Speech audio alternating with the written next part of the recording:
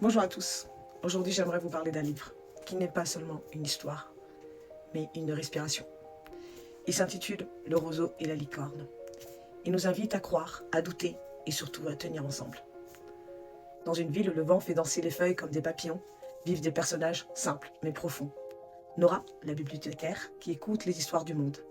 Ellie, un enfant curieux qui garde ses questions dans sa poche. Et autour d'eux, des femmes et des hommes qui apprennent à vivre ensemble malgré leurs différences. C'est un conte pour les enfants à partir de 6 ans, mais il s'adresse aussi aux grands. À ceux qui cherchent à comprendre sans juger, à ceux qui veulent enseigner la tolérance sans moraliser, et à ceux qui pensent que les mots peuvent guérir. Ce livre parle de laïcité, de respect, de croyance et de vérité, mais toujours avec douceur. Il apprend à distinguer ce qu'on croit, ce qu'on pense et ce qu'on sait. Il montre qu'on peut parler de religion, de science, de rumeurs, de différence, sans jamais blesser, sans jamais diviser. Dans l'histoire, le roseau plie, mais ne rompt pas. La licorne brille dans les contes. Et ensemble, il nous rappelle que la force, ce n'est pas d'avoir raison, mais de savoir écouter. Elle apprend à douter et de rester debout, même quand le vent souffle fort.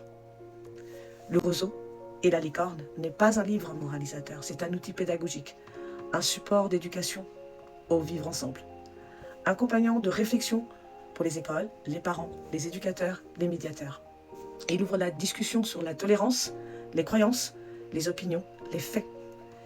Il donne des mots simples pour comprendre ce que parfois les adultes oublient d'expliquer. Ce projet est né d'un souhait, offrir aux enfants un espace de parole et de réflexion. Leur apprendre qu'ils ont le droit de croire, de ne pas croire, de changer d'avis ou simplement dire « je ne sais pas ». Et leur rappeler qu'aucune idée ne vaut une blessure, qu'aucune croyance ne justifie l'humiliation. Ce livre est une passerelle entre les générations. Il parle d'école, de famille, d'amitié et surtout de cette grande question. Comment vivre ensemble quand on ne pense pas pareil? À travers des mots simples et des images poétiques, le roseau et la licorne redonnent à la parole sa force apaisante. C'est un conte laïque, bienveillant et profondément humain. Un livre qui fait du bien, qui aide à réfléchir et qui invite chacun à écrire sa propre histoire sans juger celle des autres. Alors que vous soyez parents, enseignants, éducateurs ou tout simplement curieux ou par partage de moments avec votre enfant, entrez dans cette aventure.